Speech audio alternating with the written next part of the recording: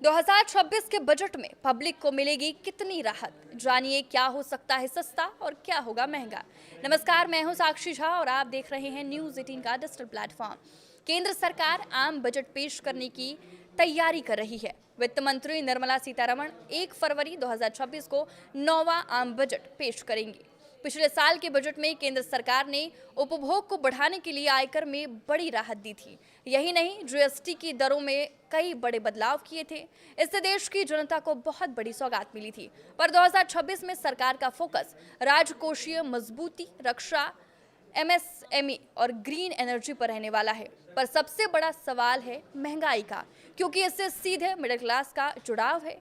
कई जानकारों का मानना है कि साल 2026 में फूड इन्फ्लेशन बढ़ सकता है। ऐसे में दाल, तेल, दूध, राशन और हरी सब्जियों के भाव बढ़ सकते हैं। भारतीय मुद्रा रुपए की कमजोरी, आयात पर बढ़ती निर्भरता और वैश्विक अनिश्चितता से दबाव बढ़ना तय है। 2025 के बजट में केंद्र सरकार ने महंगाई पर काबू पाने के लिए कई जरूरी कदम उठाए थे, पर इस साल महंगाई बढ़ने के आसार जताए जा रहे हैं। कई एजेंसियों का अनुमान है कि पूंजीगत व्यय बढ़ने से इंफ्रास्ट्रक्चर और एमएसएमई सेक्टर को बड़ी सौगात मिल सकती है, पर महंगाई के रूप में इसका साइड इफेक्ट सामने आ सकता है। यही नहीं, रुपए का अवमूल्यन की वजह से खाद्य तेल और दाल जैसे आयातित सामान महंगे हो सकते हैं। कई एजेंसियों का कहना है कि सीमेंट के महंगे होने से कंस्ट्रक्शन और हाउसिंग सेक्टर पर बुरा असर पड़ सकता है। 2025 के बजट में 1.61% से 2.07% के बीच महंगाई दर रही थी, पर साल 2026 में फूड इन्फ्लेशन से 2 से 4% के बीच रह सकती है। ऐसे में महंगाई बढ़ना तय माना जा रहा है।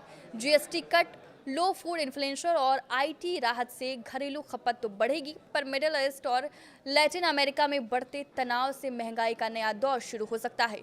2026 वैश्विक अनिश्चितता, रुपए की कमजोरी और बजट में कैम्पेक्स बढ़ाने से मांग बढ़ेगी। ऐसे में दाम बढ़ सकते हैं।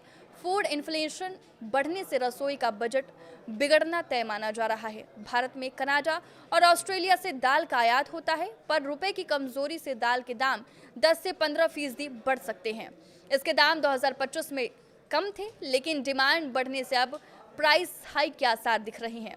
एडिबल ऑयल का आयात इंडोनेशिया और मलेशिया से होता है। पिछले साल 132% ऑयल के दाम बढ़े थे। इस साल भी यही ट्रेंड रह सकता है। दूध और डेयरी प्रोजेक्ट भी 5 से 8% तक महंगे हो सकते हैं। इस साल 6 से 7% के बीच फूड इन्फ्लेशन रहने का अनुमान है। डेयरी के बढ़ते दाम भी इसमें बड़ा रोल निभाएंगे। फीड कॉस्ट बढ़ने की वजह से भी डेयरी प्रोजेक्ट महंगे हो सकते हैं। चावल और गेहूं के दाम भी 4 से 6% तक बढ़ सकते हैं। पिछले साल भी चावल के दाम बढ़े थे। इस साल भी राइस इन्फ्लेशन के आसार जताए जा रहे हैं। चीनी और मसाले के भी दाम 5 से 10% के बीच बढ़ सकती है। चीनी पर सरकार भले ही जीएसटी रेट घटा दे, पर ओवरऑल महंगाई बढ़नी तय मानी जा रही है। यही नहीं, आटा, नमक, चाय और कॉफी के दाम भी 3 से 5% के बीच रह सकते हैं। रुपए की कमजोरी का असर इम्पोर्टेड सामान पर पड़ना तय माना जा रहा है। आपके इस वीडियो पर क्या राय है, हमें कमेंट करके जरूर बताएं। नमस्कार।